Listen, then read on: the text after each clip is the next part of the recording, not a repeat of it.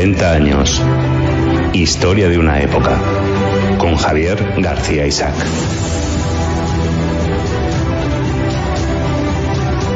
Pues estamos en 40 años en Historia de una época. Estábamos de nuevo con JF Lamata, retomando el cuarto, yo creo que último episodio. Vamos a verlo.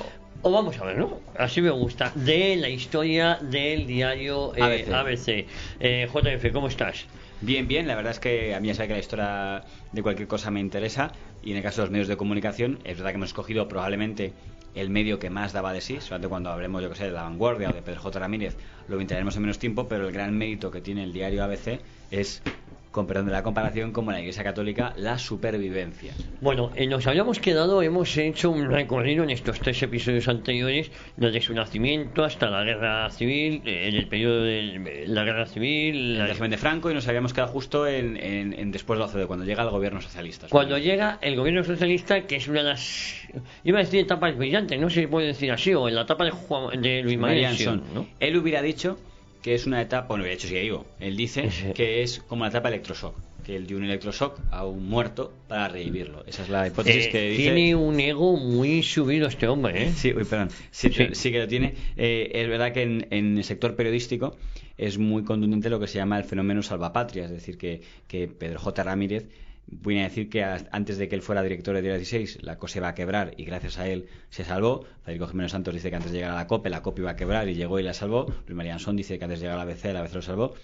Podemos hablar un poco a qué casos se refieren, en qué se basan, pero divierte ver que hay un código de conducta muy similar, que es: el medio me llama a mí para que lo levante, sin mí se hubiera muerto, y, coincidente los tres, si me echan, trabajo para hundirlo. Porque cuando echaron al señor Ramírez de Diario 16, trabajó para destruir Diario 16. Cuando echaron a Federico de la COPE, trabajó para destruir la COPE. Y cuando echan a Luis María Anson del ABC, como comentaremos hoy o en el próximo, trabajó para destruir el ABC. Que es un código de conducta que por lo menos vas viendo que mira, que hay una pauta que ves que se va repitiendo en este tipo de periodistas estrella, que igual actúan con justicia desde su punto de vista, de oye, si apoyo una casa, trabajo por esa casa, y si esa casa me echa, pues trabajo para destruir la casa, que es un poco en el fondo la competencia, o sea, trabajo para crear un competidor que vacíe esa casa. Bueno, cuéntanos, porque efectivamente estábamos ya en la victoria socialista, ¿no? En 1982, que parece que esto lo cambia todo. El llamado rodillo socialista. Eso es. Vamos a hacer un paréntesis para acordarnos de un grupo de personajes que va a tener mucho que ver con la evolución de ABC, que hemos dejado aparcados, que son los vascos. Digo los vascos no porque no haya muchos vascos en todas partes, pero para que el grupo mediático que ha sido conocido como los vascos es el grupo que a partir del año 2003 será conocido como Vocento, pero que hasta ese momento el nombre que se decía a los vascos, no sé si la V es casualidad, pero porque era, digamos, la mayoría, podrían haber concretado más y haber dicho los bilbaínos, pues eran todos de Bilbao. Sí. Este grupo, que recordemos que habían sufrido mucho la Guerra Civil Española porque estaban todos en el bando nacional, lo cual, repito, tiene una lógica bastante evidente, y es que en el bando de la izquierda, al estar un componente comunista en él, en su mayoría, quitando pequeñas excepciones, estaban en contra de la propiedad privada, con lo cual no hubo ni un solo magnate de medios de comunicación, lo más parecido que había en aquella época, editor, que tuviera muchas ganas de estar con los republicanos. ¿Por qué? Porque como venían con Sidecar, con los comunistas, tiene bastante lógica que desde Lara hasta Godó en Cataluña, a los Ibarra y Vergareche, pues estuvieran más cercanos del bando, que aunque le dolerá esto a algunos falangistas, pero el bando que más estaba cercano del liberalismo y del libre mercado era el bando franquista. Yo entiendo que esto le pueda molestar, pero es la realidad en la que es. Era el bando que más respetó la propiedad privada. El otro bando está más partidario de las incautaciones y la nacionalización. Y es un punto en el que yo entiendo que les dará rabia a los falangistas y los que dicen aquello de la revolución pendiente, de que ellos hubieran querido pues que hubiera habido prensa pública y ya está, y no permitir que los magnates siguieran por ahí, pero ahí siguieron todos. Bueno, los vascos son los que hacen una cosa muy interesante, que es que se hacen muy fuertes en ese núcleo de Bilbao, con el periódico El Correo Español, El Pueblo Vasco. Oficialmente nunca se cambió de nombre, lo que pasa es que creo que lo de ha ido más pequeñito, pero bueno, entonces ahora se dice El Correo Vasco, pero bueno, el nombre oficial que yo sepa todavía sigue siendo El Correo Español, El Pueblo Vasco, que era el nombre que se puso en aquel momento en el régimen de Franco. Ese periódico tiene una batalla muy larga contra la Gaceta del Norte, que era el periódico más antiguo de Bilbao, muy vinculado a la Iglesia Vasca, y consigue ganarle esa batalla, y es el periódico más exitoso de esa zona, y además gana dinero. No solo que pueda pararlo, sino que gana dinero, se consigue que los Ibarra, que perdieron a muchos miembros durante la guerra civil, pues consigan, digamos, no solo ellos, está también los Vergareche, los Echevarría, pero vamos, los Busquets, pero vamos, esos son los grupos familiares importantes, pues crear un periódico que gane dinero, que a nivel regional no había tantos que lo hicieran. Por esas ganancias crean un segundo periódico, el Diario Vasco, y hacen una discreta participación en otros periódicos de la zona. Esto lo voy contando porque estos son los que en un futuro se van a acordar con el ABC y parece que ya estaban por ahí creciendo y nadie les hacía mucho caso porque en la prensa nacional siempre ha cometido el error de ignorar todo periódico que no sea de Madrid. Que no sea de Madrid. Entonces, si no es Madrid, es un don nadie y estaban por ahí esos creciendo poquito a poco. Hay que recordar una cosa más. A Javier de Ibarra, ya lo comentamos en el especial de ETA, que fue una persona que ocupó muchos cargos en el franquismo, como alcalde de Bilbao o presidente de la Diputación, que yo diría que fue el más importante presidente de la Diputación durante el régimen. A Javier de Ibarra Belgué, que era el presidente del Consejo de Administración del Correo Español y el Pueblo Vasco, lo que hoy se hubiera dicho el presidente del Grupo Correo, que en aquella época no se usaba ese término, es asesinado por ETA el mismo día de las primeras elecciones democráticas en España. Junio de 1976. Sería asesinado ese mismo día. Y era el presidente del grupo. Claro. Alguien diría que era la última víctima de ETA con el franquismo o la primera víctima de ETA en democracia. Lo que queramos decir. Fue asesinado. Hubo bastante poca reacción popular. Es verdad que, mira, hombre, pero el Correo lo sacó en portada, sí, pero como estaba todo el mundo pendiente de las elecciones, pues quitando pues una escala de sí, se mencionó, pero... Y lamento hablar de una manera tan cruda, pero me da la impresión, viéndolo en hemerotecas, que era como... que nada nos hago la fiesta. Estamos en la fiesta de la democracia, por lo tanto no vamos a hablar. Y pasó desapercibido, vamos. Se informó, pero no fue algo que trascendió. No hubo una declaración del Suárez, pero claro, por eso dirá, oiga, yo estoy en lo que estoy. Ahora estamos en las primeras elecciones en España, ¿no? Sí, pues sí. En la fiesta. Eso, que vaya a Crónica de Sucesos y, pues sí, algún político, supongo, de segunda en el País Vasco haría una valoración de condenamos esto, pero que decir, no era el tema del día y eso, claro, díganse ustedes a la familia Ibarra. Entonces, el grupo Ibarra, los hijos, no tomaron el control del periódico, fueron una rama de los primos, cuya actitud está muy cuestionada dentro de la familia. Ya mencionamos algo de que hay una gran división interna sobre si la familia, como la familia, el palo de los Ibarra directos, en este caso Ibarra, que son los hijos, consideran que se les dejó tirados por parte de sus primos y sus tíos del banco. De que había unos que están en el Banco de Bilbao, otros que están en el Banco de Vizcaya. Bueno, uno de estas ramas, precisamente la rama de los Ibarra Churruca, que es la que toma el control del Grupo Correo. Dentro que ahí está todo muy dividido, ¿eh? O sea, ahí tienen todos un 3, un 4, un 8. Bueno, pues el primo, los hermanos, los primos del asesinado Javier Ibarra, que son Santiago Ibarra y Emilio Ibarra Churruca, son los que toman un poco el control de ese grupo. Pero vamos, desde la distancia tal, a los Vergareche, que es un gestor, le ponen ahí al frente y se queda ahí el periódico. Esto lo dejamos aparcado porque sabemos que se seguía por allí creciendo y estaba por allí como un grupo vasco, pero que iba creciendo. Además, hizo una cosa muy inteligente. Ellos, lógicamente, por ideología, eran un grupo que no era nacionalista vasco, pero dijeron, vamos a lo que llaman ellos convivir con el PNV.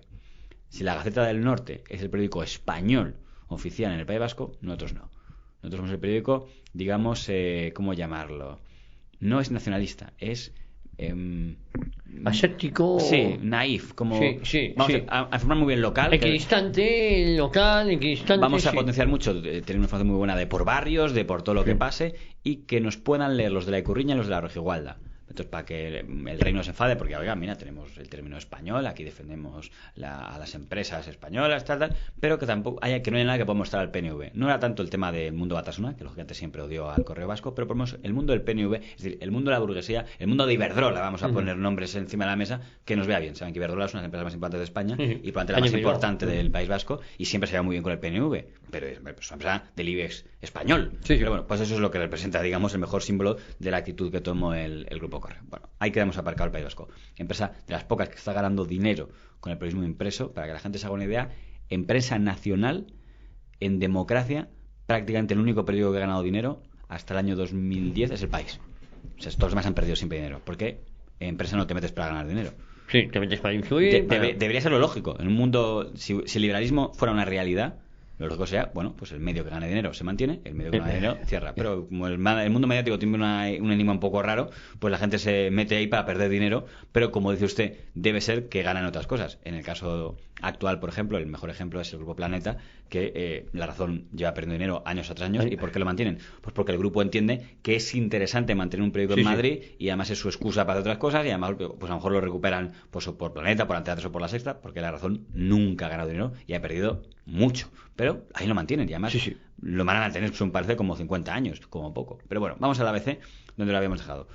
El ABC Prensa Española S.A. está en una situación muy mala, efectivamente, porque tenía una cosa que no tenía el país, que es que tenía un sobredimensionamiento de plantilla. Aún arrastraba un gran número de empleados, mientras que el país tenía los justos para hacer el tema. Ellos tenían muchísimos, tenían una maquinaria muy antigua, y algo mucho más importante de cara a la imagen pública, era un periódico franquista. Esto que ahora, además aquí como estamos, digamos, en una especie de islita, y se puede decir de una manera que no suene peyorativo, pero el término franquista era un término que, digamos, te estigmatizaba. Te marcaba, te estigmatizaba, sí. Recordemos que, por ejemplo, en Barcelona, quitando La Vanguardia, que también sufrió lo mismo, todos los periódicos fueron literalmente erradicados, pero como en Cataluña, de repente, el antifranquismo de un día para otro, resultó que todo el mundo era antifranquista, y que no había habido ningún catalán franquista, porque el franquismo resulta que era anticatalán de repente, o sea, desaparecieron todos los catalanes franquistas, fueron volatilizados, pero y todo el mundo era, que había muchos, todo el mundo era antifranquista, y decían, y compré una cosa que yo no sé muy bien en qué se basaba, que es que el franquismo era anticatalán, pero es como decir que el franquismo era antivasco. Anda que no hubo dirigentes políticos vascos en el franquismo, desde Areiza a, ¿cómo se llama?, Esteban Bilbao, y no me estoy acordando ahora de uno que fue luego presidente del Congreso, el segundo, el presidente de las Cortes con el franquismo después de Esteban Bilbao, que también era vasco y muy vasco y tal, bueno, los mismos Ibarra, pero bueno, en fin, el franquismo resulta que era antivasco y anticatalán. Estas cosas curiosas de la historia que tiene. Pues en Cataluña, el Diario de Barcelona, Brusi, Mundo, bueno, el Noticiero Universal, que era el de Peris Mencheta, bueno, todas las cazas históricas fueron erradicadas del mapa. Pero además tenemos que ser conscientes de que todo eso era una jugada. Yo te recuerdo solo que en los años entre el 70 y el 73, 2 años antes de que muriera Franco, el Fútbol Club Barcelona premió a Franco en 2 ocasiones.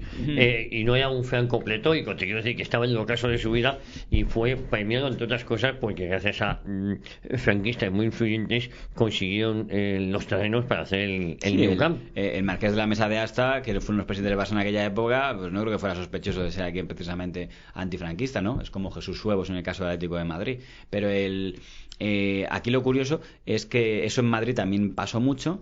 De hecho, el Ya en el fondo no fue capaz, y mira que el Ya en la última etapa del franquismo hizo todo lo posible por posicionarse en el antifranquismo, que es lo que hicieron los democristianos, lo que era el grupo Tácito, que era un grupo de gente, a fin de cuentas, que venían todos del franquismo, pero que en el último momento, estamos hablando del 72, ya muy al final, dicen, uy, vamos a ser antifranquistas, e intentando ahí colocar, pues estaba Bailandero en la Villa y todos estos, intentando un poco colocarse.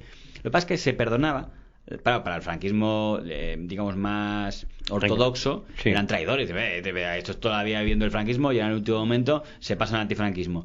Pero tenían una excusa que era la cuestión generacional. Yo quiero pensar que esta gente, Marcelino Oreja Aguirre, con el que me encantaría hablar, por cierto, puesto que él firmó los acuerdos de los que se está hablando a la hora de grabar este programa, que parece que se van a ignorar, por no decir directamente violar, pero bueno, por Marcelino Oreja y todos estos, dirían, no es una cuestión generacional. No es que digamos que Franco fue un criminal y que todo fue... No discutimos la guerra civil, de hecho nos parece bien, pero ahora entendemos que hay que romper esto y entonces hay que ir de la mano con la izquierda para romper esto. Es un poco la excusa que nos hubieran puesto los tácitos, no les hubieran dado al Ya, pues bueno, a los tácitos sí, porque los tácitos se colocaron todos en el gobierno Suárez, pero el Ya se fue a hacer puñetas, como ya contamos aquí, y el ABC era el siguiente de la lista, que es decir, en el sentido de que el ABC a la gente estaba marcado como uno de los periódicos de la época de Franco y esa época había terminado. El gran triunfo para el país, es una teoría mía, se lo hizo el almirante Carrero Blanco por no autorizar el país cuando lo solicitaron. El hecho de que Carrero Blanco dijera, bueno, estos son masones, porque estaban ahí los hijos de Ortega y Gasset, digo, esto no me fío, son masones, no lo autorizo, es el mayor favor que le pudo haber hecho al país, porque le evitó ser un periódico que conviviera con Franco. Porque si el país hubiera existido, es de sentido común que cuando muere Franco tenían que haber puesto muere general y hubieran elogiado, como hizo toda la prensa. Bueno, al salir después, se libraron de ese pecado original, que sí tenía la ABC, que aunque ha habido un montón de intentos, el propio Luis María Ansón se ha prestado a ello, de presentar a la ABC como un periódico antifranquista, pues hombre, hay que decir en favor de ellos que por lo menos en su hemeroteca digital está todo, con lo cual pues, no hay nada que hacer, que es decir, no hay escapatoria. Pero es que además tiene cierta lógica, porque no hablamos de una complicidad. Es que Juan Ignacio Luca de Tena fue uno de los mayores colaboradores en el Alzamiento Nacional, pero se pagó el transporte, o sea que... Y eso está allí. Bueno, eso es lo que el problema que tenía ABC en aquel momento. Había un problema. Había gran socialismo. Todo el mundo estaba con el socialismo. Todo. Era como guay. Además, el socialismo, recordemos que era un socialismo guay.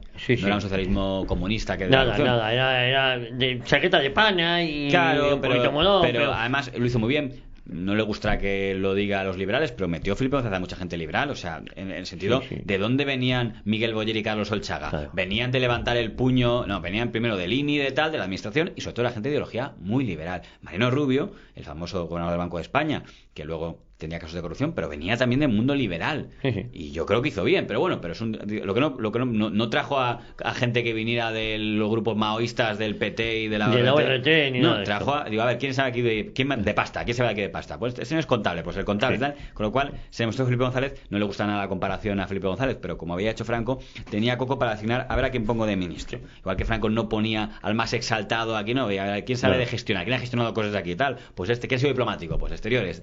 Pues el que digamos, el que muchas veces por tiene encima criterio, de las ideologías, claro, el que le parecía que tenía criterio para hacer cosas. Bueno, eso hacía que todo el mundo hablaba bien de él. O sea, ha muerto hace poco Pepe Oneto. Pepe Oneto escribía en Cambio 16 que uno de los activos de la democracia española era la persona de Felipe González. O sea, que el propio presidente del gobierno es un activo para el sistema democrático español. Pedro J. Ramírez dice en Televisión Española en el año 82 que le parece que todos los españoles deben apoyar a Felipe González porque sea esa ideología, porque ya no es un presidente de una ideología, es el presidente del cambio. Y por ejemplo todo el mundo debe apoyarle, ¿no? Era un poco el sentimiento que había.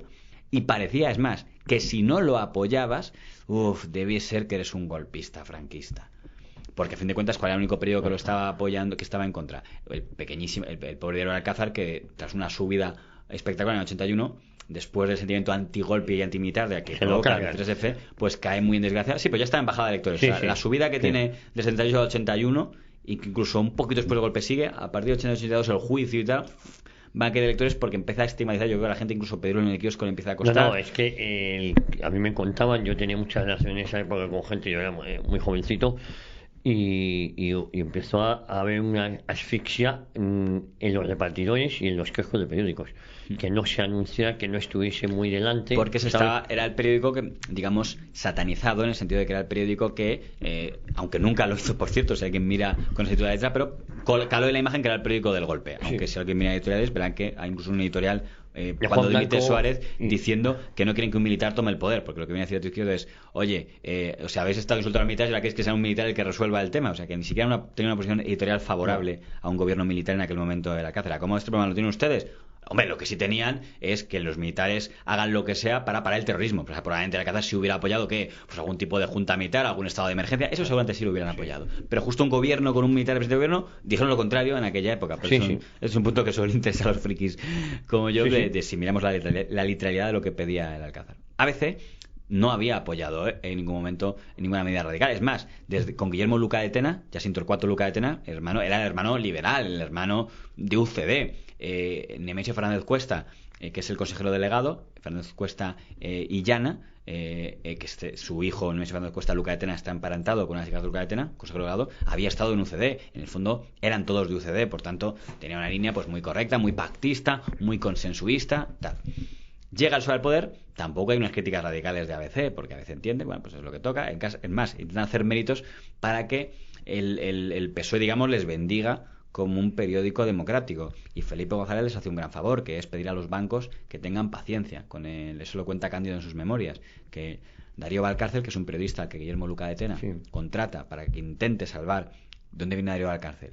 Era su director del País y cofundador del País. Cuando sale de ahí a patadas porque se pelea con Polanco, pues lo recoge a veces un poco para acoger a alguien que tenga un cariz de, oye, que viene del País, ¿no? Que el origen de Darío Valcárcel también a ABC, pero bueno, que lo que era famoso era por haber sido su director del País. Y que hable con los bancos, tal. Y claro, los bancos dicen, nos debe mucho. Un banco puede tener paciencia si piense que lo vas a devolver, o si piensa que va a estar devolviéndoselo durante mucho tiempo. Pues bueno, pues tengo un ingreso fijo. Hacemos un pacto que me lo devuelva. Pero si tiene pinta de que esto va a quebrar entre 5 años, yo no espero 5 años. Mueres hoy. O sea, si al final digo, mira, esto. Entonces, por no pierde dinero. Ahí por eso influyó que el gobierno de Felipe González dijo a Alfonso Escámez, que era el presidente del Banco Central, dale tiempo, que yo creo que la ABC va a poder pagaros, tal. Es ese tiempo donde tienen ese plazo que, imagínate, es un año, para ver, digo, vamos, tenemos un año, estamos en el 82, al 83, tenemos que encontrar una forma para convencer a los bancos de que vamos a poder pagar nuestras deudas, que son las más grandes que hay en ese momento en la prensa de ámbito nacional, muy por encima del diario de La Vanguardia. Hay que decir a favor que La Vanguardia ahí tenía mejor gestión o mejor amigos en el tema de la financiación. Y ahí es donde aparece lo peor que podría haber pasado, que es donde acabamos la semana pasada, que es que Luis María Ansón, que era el presidente de EFE, convocado por el gobierno Suárez y por UCD, cuando sale, la patronal, la COE, dicen: no nos convence esto de que todos los medios hablen también de Felipe González, de que sea. Digo, es mejor que haya, porque para que una alternativa de centro derecha o de tal, o liberal o lo que fuera, y un partido político que defienda eso, también tiene que tener un medio que lo defienda. Entonces digo, bueno, Luis María Ansón, un periodista potente, señor Ansón, si nosotros le montamos el periódico, nos lo dirige usted. Y Ansón dijo, ninguna duda, no hay problema, de cabeza allá voy. Y es el periódico La Nación. Es un proyecto que eso se registra en diciembre del año 82 para que empiece a distribuirse en junio del 83. Pero nunca llegó a salir. Nunca llegó a salir. Claro, porque eso es lo que se entera Guillermo Luca de Tena en el mayor acierto de su carrera. Y le dice a Ansón, le recupera a Ansón. Claro, efectivamente. Sí. Porque, recordemos, Ansón se había ido del ABC enfadadísimo en el año 76, cuando se produjo la guerra de los hermanos Luca de Tena. Torcuato era el director, y Ansón era uno de los subdirectores. Lleva siendo subdirector de los años 70, desde la época del golpe de Pinochet en Chile. Entonces él dice, bueno, vale, se pelean los hermanos Luca de Tena, pues lo lógico es que si cae el director, el subdirector, o sea, yo asuma. Aparte, tenía más renombre que nadie. En ese momento era chico, jovencito, pero ya había sido el protagonista del famoso secuestro de ABC del 66. Bueno, él entendía, y aparte íntimo de Juan de Borbón, podía haber cometido el periódico en una plataforma del Conde de Barcelona. Y se encuentran con que nombran a un tío del Opus Dei, a Cebrián Bonet, que digo, y entonces él se enfada y se va a ir a La Vanguardia, a Godoy, y al final de rebote Suárez le coloca en EFE. Por cierto, muy buen presidente de EFE. Hay que decir a nivel empresarial que Ansón le podemos criticar lo ególatra que yo creo que ni él debería discutir, que no es un hombre, digamos, caracterizado por la modestia, pero es verdad que miras los números, él cuando llega a EFE es una cosa que no tiene gran peso en el mundo, y cuando se va es la EFE de hoy.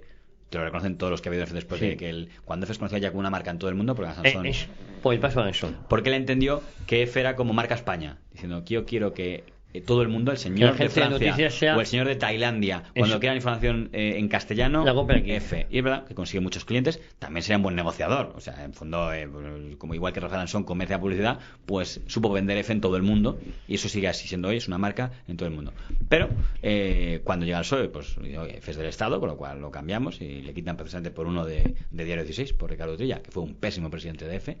Debo decir que en el caso del PSOE, salvo Alfonso Palomares, fue un presidente de EFE, pero Utrilla casi la hunde. Pero bueno, eso es para el día que hablemos de EFE. Entonces Ansón le propone a Luca de Tena, dice, según Ansón, no llegamos a los Mariano de Cavia, que son los premios que se daban en verano, como diciendo, esto va a morir. Por favor, esta es la casa ABC, el símbolo de lo que es ABC, lo que es ABC, lo que es ABC, lo que es ABC. Ansón le puede como salvador, yo voy a ser el salvador de ABC, y acepta la operación y deja tirado a Carlos Ferrer Salat, que era el presidente de la COE y quien iba a encabezar este proyecto de la Nación.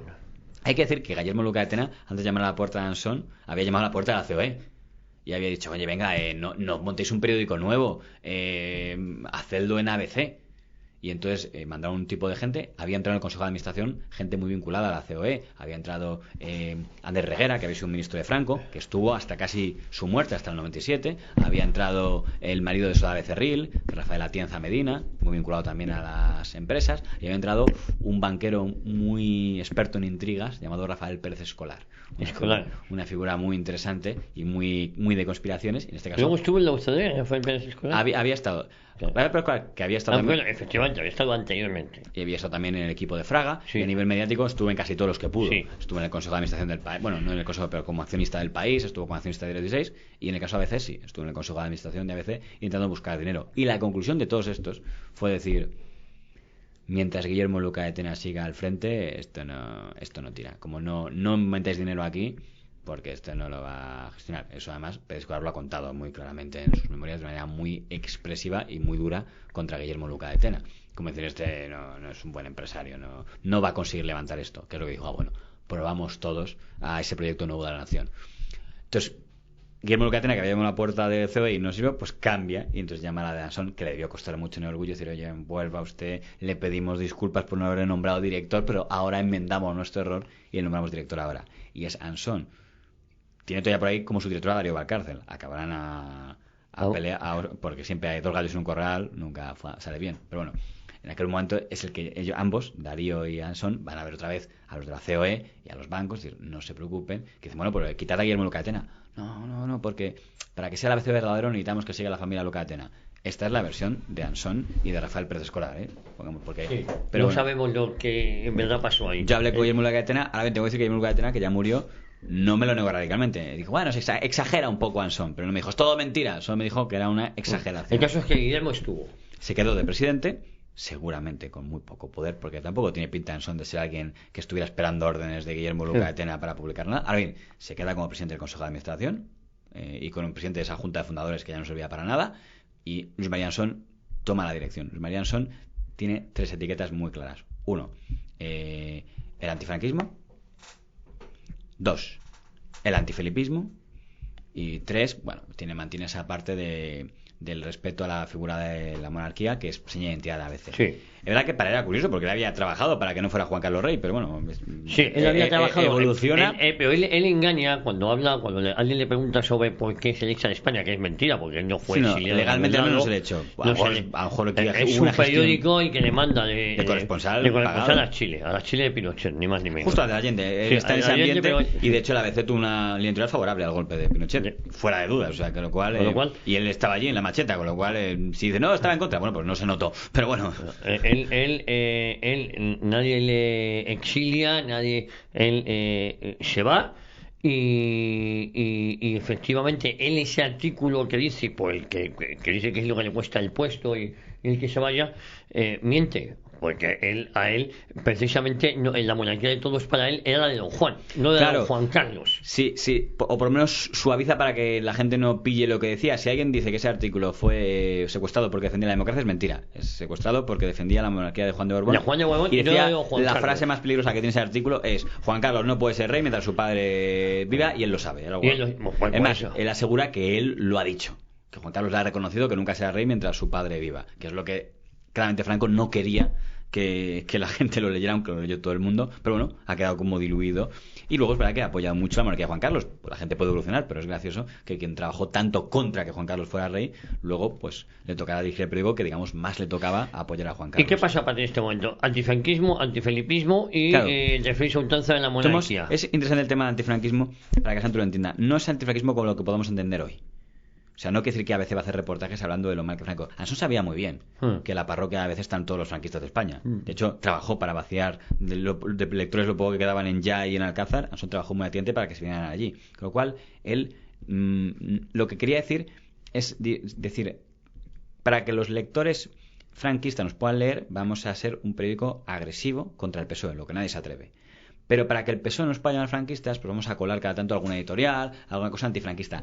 Y aunque probablemente Ansón sabía que a grandes lectores de ABC eso les iba a mosquear, es decir, es el precio que hay que pagar para, digamos, poder ser presentados a la opinión pública. Entonces, ¿qué más da? Metemos un zigzag ahí contra Franco y tal, y presumo yo de que yo además, que he padecido el franquismo y que estuve exiliado y tal, me vais a llamar a mí antifranquista, tal, y con esa excusa de meter cada tanto algún pequeñito editorial, aparte que el debate franquista tampoco un estaba confidencial, un zigzag, tampoco estaba tan presente en aquella época, entonces cometer un par de zigzags cada tanto para que quedara claro que él estaba muy en contra de Franco, pero la plana mayor era contra ABC. Recordemos que mantiene a 2 columnistas a los que imagino que respetaría, que estaban claramente vinculados al franquismo, como don Jaime Canmani o Manuel Blanco Tobío, que estaban de colaboradores, ¿no? Jaime Canmani, que se llevó siempre fatal con la persona de Ansón. Recordemos que Jaime Canmani lo echa Luis María Ansón de la Hoja del Lunes, según versión que me ha dado a mí tanto el hijo de Canmani como el propio director de la Hoja del Lunes en aquel momento, por indicación de Ansón, porque lo ha pedido el gobierno de UCD, porque no quería franquistas ahí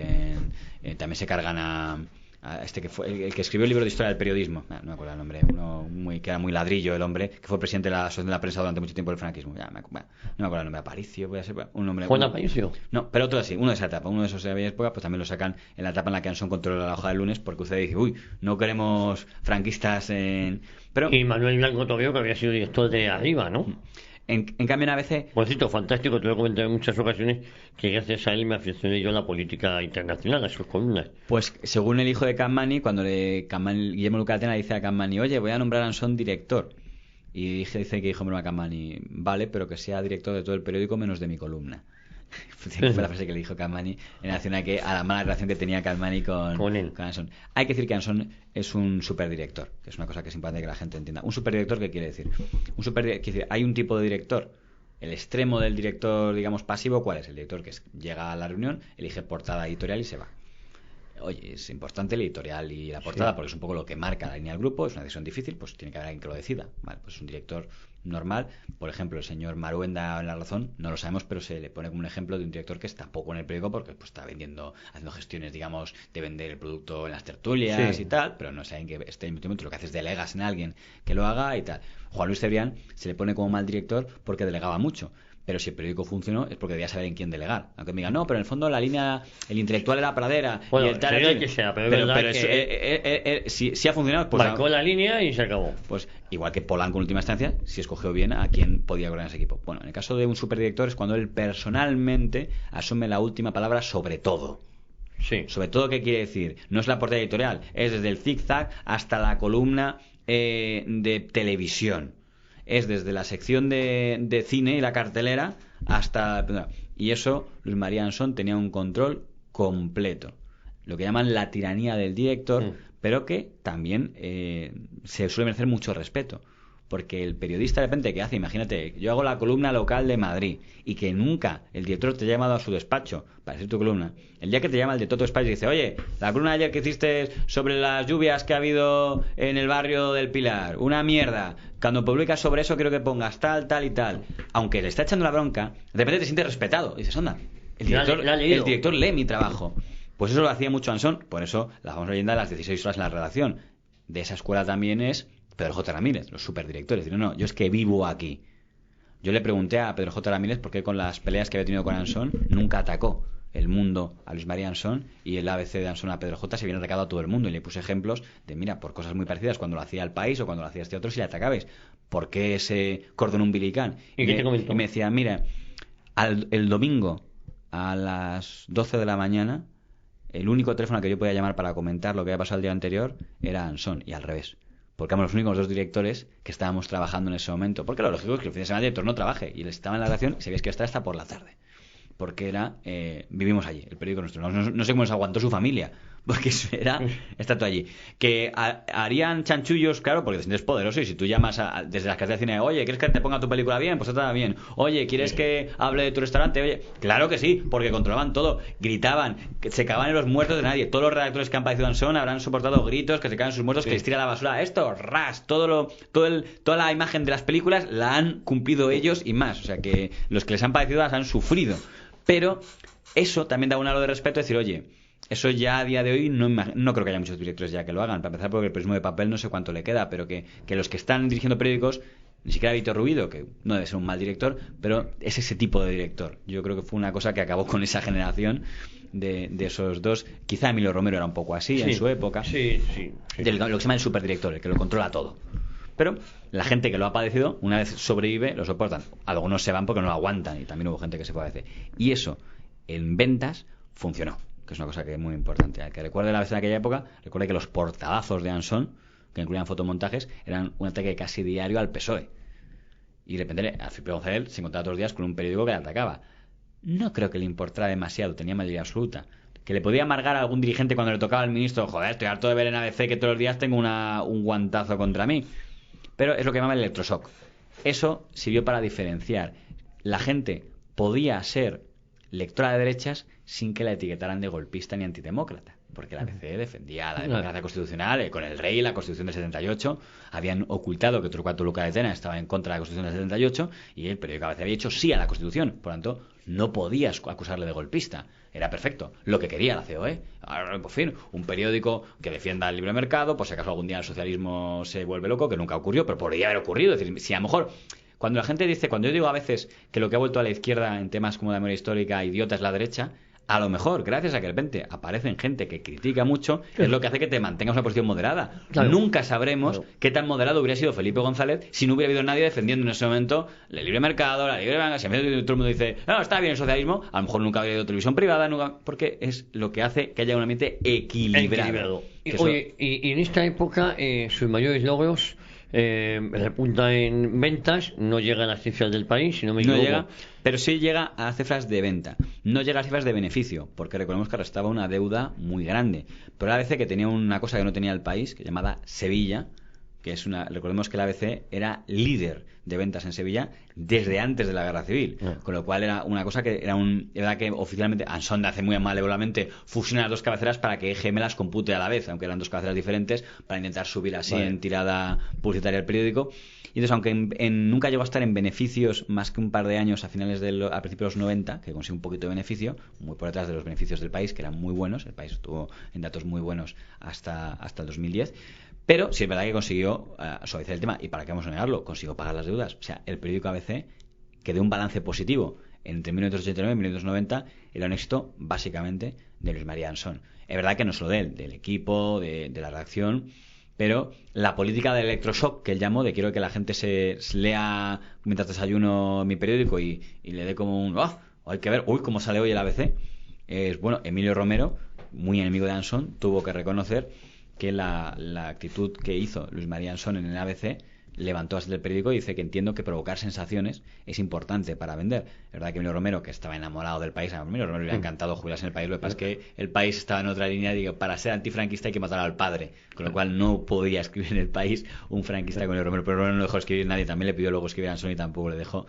por eso es lo malo de querer ser progre después de haber sido toda la vida franquista. Fíjate, la hija de Emilio Romero, Mayimir Romero, que es una experta también taurina. Sí, y estuvo en televisión, un tiempo que estuvo en televisión, pero Emilio Romero después de Pueblo se acabó. Él intentó dirigir algunos periódicos, no le fue bien, y entonces después intentó ser columnista. Él ya se acabó cogiendo, sí. Y entonces hasta que al final él ya también se fue al carajo, y entonces intentó mendigar a todas partes. El país, hay que decir que le ofreció escribir, pero no de política. Dijo, puedes escribir de libros, de tal. Dijo, yo quiero ser como Calmani, yo quiero escribir uno como lo que soy un Usía. Y pues digo, no, eso no nos interesa, porque no querían que se mezclara. Entonces fue a ver cuando Ansón monta La Razón, le va a ver y casi a suplicar escribir, y Ansón ahí no dice, no, lo siento. No. Es decir, el pobre Emilio Romero, que había sido un dios, con perdón de esto, es apartado por parte de todos, y muchos de ellos algunos pupilos de él. Sí, porque claro, el haber sido delegado nacional de prensa del movimiento era un marchemo. Le pasé un poco también a Blanco Tobio. Blanco Tobio tuvo una suerte que por edad no llegó mucho a los 90. Si no, no sé si en los 90 hubiera podido seguir ahí. El que más aguantó fue Capmany, y hay que reconocer que y anda que no hubo presiones para quitar a Capmany, pero le podía a Capmany el tema de la prosa. Era tan representativo para la gente. Mucha gente leía, no es porque pensara de franquista, no, sino porque uno que se ríe de los socialistas. Sí. Hacía tanta gracia cómo se reía y jorobaba tanto a los que eran fruto de sus bromas y burlas, que era peor para ABC a nivel de lectores perderle. Era decir, bueno, esperemos a que Pero fíjate, yo Manuel Blanco Tobio solo escribía de internacional. Claro, es que no creo que le hubieran dejado escribir otra cosa. Claro, solo escribía de internacional. Era un experto en política internacional, o posiblemente lo era de más cosas, pero no dejaba. Probablemente si le hubiera querido escribir una tribuna en tercera página que no fuera de Alemania, del Este y tal, no lo hubieran publicado porque digan, oiga, que no se confunda. El mejor ejemplo es el caso Enrique Ruano. Cuando Francisco Umbral en Telecinco recuerda el asesinato de Enrique Ruano en el año 93 y se reabre un juicio, porque no se dice cuando nunca se juzgó nada, sí, hubo un juicio, en el año 93 se reabre la causa y consiguen la familia que empapelen a los 3 policías que estaban en el momento del registro, con nombres y apellidos, y van los 3 policías que registraron a Enrique Ruano y que estaban teóricamente bajo su custodia cuando cayó por la ventana, y son absueltos. Me dirán, bueno, y es democracia, estamos hablando del año 96, el primer juicio, y creo que en 98 el Supremo, bueno, y sale absolución. Con lo cual, si quieren decir tirado por una ventana y tal, no sé qué, tendrán que decir que es por un tema de convencimiento personal. Pero si nos atañimos a los hechos probados, la verdad judicial no lo pudo acreditar. Yo soy el primero que me encanta decir que seguramente habría algo raro o tal, porque no es muy habitual que durante un registro un tío caiga por una ventana. Pero no se pudo demostrar que lo arrojaran, con lo cual yo, por respeto a la historia, no puedo decirlo. Puedo decir, la familia estuvo convencida siempre de que lo arrojaron por la ventana, los comunistas, pero no lo puedo dar como hecho probado porque no. Ha habido lo único que sirve para un historiador, que es que ha habido un juicio, y un juicio ha concluido que no hay pruebas. Bueno, esto digo porque cuando eso se produce, el ABC de Luis María Ansón publica una tribuna de Gregorio Peces Barba, que fue amigo o conocido, lo que sea, de Ruano, de ese entorno, defendiendo la versión de Ruano del crimen franquista, tal. Fíjate lo duro que eso es para Torcuato Luca de Tena, que aún estaba vivo, que en su propio periódico estuvieron diciendo poco menos de que él era un mentiroso y un manipulador. Le dejó una tribuna, pero no tercera página, para defender su punto de vista. Pero ahí Ansón sabía muy bien a qué está jugando, diciendo que nadie espere, por muy Torcuato Luca de Tena que sea, y ahí su responsabilidad tendría a Guillermo, que lo permitió, pero dijo, mira, por encima de todo el periódico, si, digamos, no matar, pero dejar tirado a Torcuato Luca de Tena, es El peaje. para que nadie pueda acusar a veces de franquista, lo pagamos. Y por eso muy hábilmente Anson puso ese día, el día del juicio, una tribuna de peces barba. Pero también escribía Rafael Alberti, también escribía gente así. A Anson le encanta presumir, nunca dice, en ABC en mi época escribía Campani. No, ¿de qué presume él? Escribía Rafael Alberti. Dice lo que él entiende que puede sonar mejor para hacerse perdonar esa imagen del ABC franquista. Y hay que decir que lo consiguió. También hay que decir que en aquella época... Sí, pero el ABC en esa época también es cómplice de lo que ha venido ahora más Sí, tarde. sí, no sí, sé si sí, me entiendes. sí. Pero yo, como lo defendí en un artículo, no por De nada. esa ley muy histórica que nos han metido ahora, el ABC ha sido unas cuartadas necesarias por no haber sabido dar también un puñetazo en la mesa, ¿no? El ABC no cayó en la cuenta de que tenía que intentarse... Yo es que ahí tengo una teoría, igual no era posible. Fraga intenta una cosa que no le sale bien. La primera Alianza Popular, ¿qué es lo que dice? Vamos a defender la democracia.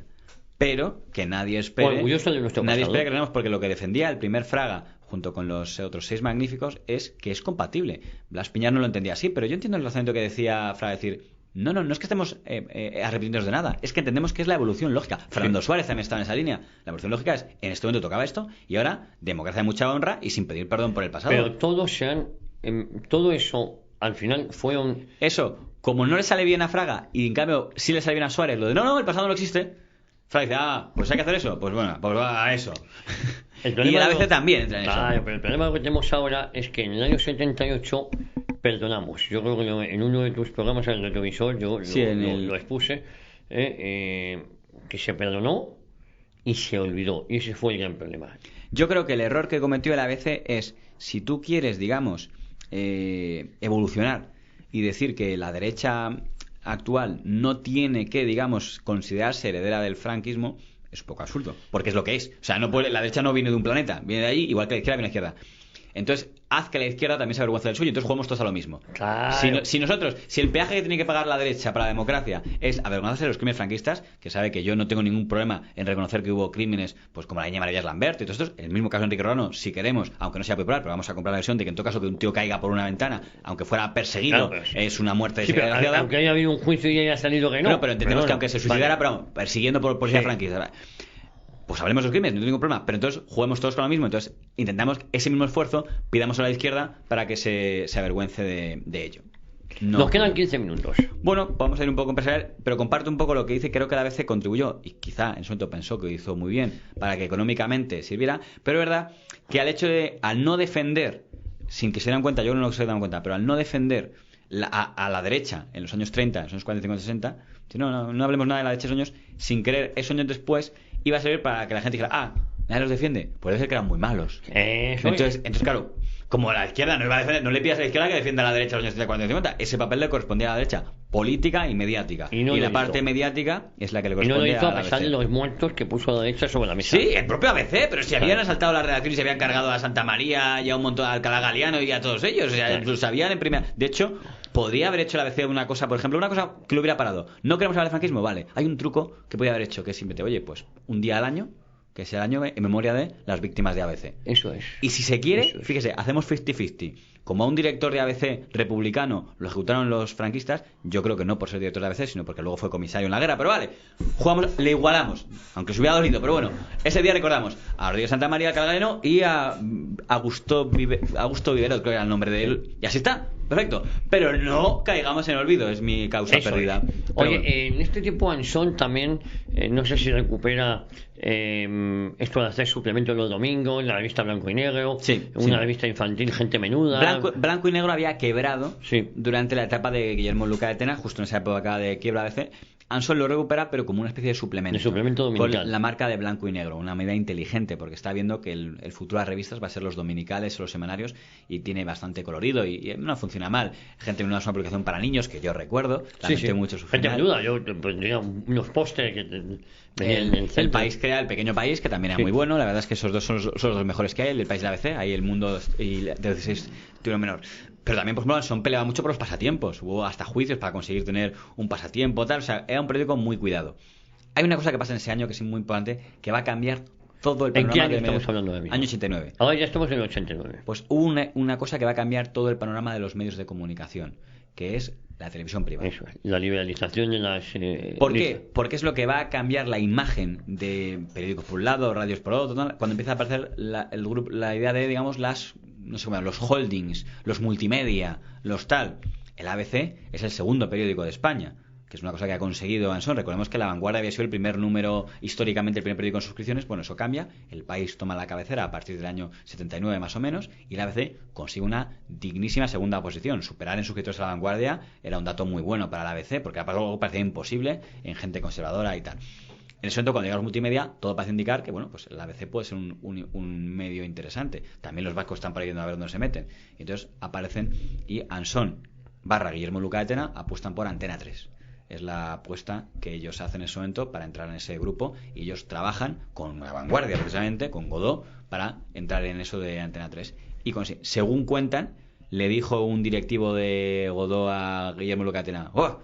Por culpa de tus portadas, a lo mejor nos quedamos sin Antena 3. Que es cuando dicen que Guillermo Luca de Tena dijo: bueno, ya no volveré a este consejo. Entonces mandó a un sobrino suyo, a Andrés Fagalde, que estaba casado con una Luca de Tena, que fuera el representante de la mañana, porque digo, yo no voy a que me riñan en un consejo de socios por lo que publique mi periódico, que seguramente Guillermo Luca de Tena no tenía parte en eso, pero es que además, pero sí tenía algo en su favor, mucho orgullo, decir, oye, es mi empleado, Anson hace lo que da la gana, pero yo no voy a decir, no, es Anson que está loco, es mi periódico, y un señor de La Vanguardia me va a decir a mí qué debo poner en mi portada para no hacer peligrar la concesión de Antena 3. Al final la concesión llegó. Era muy difícil negarse a la Antena 3 porque era la primera que lo había suscitado y tenía una sentencia del Tribunal Constitucional a favor de la televisión privada. Entonces es como la cadena donde está ABC, que es como una cosa que estorba desde el punto de vista de si queremos una cadena sin línea editorial, una cadena comercial, tal, tiene ahí como socio a la ABC, que es algo un poco incómodo. Por muchos temas que vienen para el día que hablemos de esto de Antena 3, que merece la pena dedicarle un programa entero a ese canal, al final sale, como recuerda, la primera dirección de Antena 3, salen todos fuera. ¿Está Martín Ferrán en esa primera dirección? Sí. Se llama bien Martín Ferrán con ABC, no era de ABC. Acabará luego siendo clubista de ABC. Sí, era él venía ABC, de una traza muy, no, yo antifranquista, yo no quiero saber nada, que era muy liberal, tal, pero luego acabará... Me hizo gracia, a Martín Ferrán me lo presenta Álvarez Cascos. Es que acabó en su última etapa muy vinculado al Partido Popular, así que no me sorprende. Sí. Pero cuando sale el equipo de Martín Ferrán, que tuvo una mala gestión en televisión, aunque una buena en radio, pero en televisión lo gestionó muy mal, no solo él, todos. Y estaba Valerio Lazarosa en Telecinco. Que tampoco lo tuvo mucha suerte en su caso. No. Pero él empezó mucho, pero lo que pasa es que Valerio Lazarosa perdió dinero, pero tuvo audiencia. Sí. O sea que antes no tuvo ni dinero ni audiencia. Lazarosa perdió mucho dinero porque en el fondo no sabía gestionar una televisión, sabía hacer programas de televisión. Claro. Perdió mucha audiencia. O sea, las mamachichos, vamos y tal, por lo menos podían presumir de que la gente lo veía, por lo que fuera, pero lo veía. Antena 3 ni eso. La primera etapa de Antena 3 no la veía nadie y no tenía encima... Estaba Carrascal, que presentaba los informativos, esas corbatas imposibles. De colores. Estaba Antonio Herrero. Era en el fondo casi una radio con una cámara. Hacía un programa Antonio Herrero con un croma horroroso. María Ángel hacía juez, Nieto, que yo he visto y digo, pero que si esto parece de broma, hoy lo veríamos parecer una televisión de brujas, de gente hablando con un croma verde ahí detrás. Nuestro canal de YouTube es mejor nuestro canal de YouTube de Radio y TV. Sí, que lo que hacían allí, pero bueno, era lo que eran los inicios. Ahí, cuando se puso ese cambio, ABC se pondrá al lado de Martín Ferrán, contra los nuevos dueños, que son Asensio y Mario Conde. ¿Y esto por qué lo cuento? Porque ahí, por ejemplo, llegaron uno de los retos empresariales. Y Asensio venía del Grupo Z. Del Grupo Z, seguía en el Grupo Z, ¿no? Sí. Y por cierto, cuando Asensio llega a Antena 3, sí lo gestiona bien, curiosamente. Él sabía mejor un poco, vendría bien asesorado y venía además con mucho dinero. El Banco Banesto. ¿Por qué cuento todo esto? Porque en esa etapa es en la que se produce el jaleo de Antena 3, dirán esto que tiene que ver con ABC, más el que era, antenicidio. Porque ahí el Banco Banesto hace la oferta para comprar el ABC. Una oferta que podía haber cambiado un poco la historia del periódico. Vamos a explicar una cosa muy importante de los años 90, negrísimos para el ABC. Dirán, hombre, pero si el ABC, me acaba usted de decir en el 79 que había conseguido por fin un balance positivo. ¿Por qué? Porque el ABC en el año 91 comete el que será el último error de don Guillermo, bueno, el penúltimo, de don Guillermo Luca de Tena, que es que dice, oye, ¿estamos nosotros ganando dinero? Pues es el momento de sacar un nuevo periódico. O sea, Prensa Española S.A., presidida por Guillermo Luca de Tena, con González Úbeda, que fue el principal cerebro de esta historia, dijeron, vamos a montar un periódico. Otro, que se llamaba Claro, un periódico tabloide. Han dicho, oye, ¿qué es lo que más vende en el mundo? El Sun. Pues nosotros tenemos que tener un Cuando Sun. sale Claro, sale a la vez, si no me equivoco, El Sol.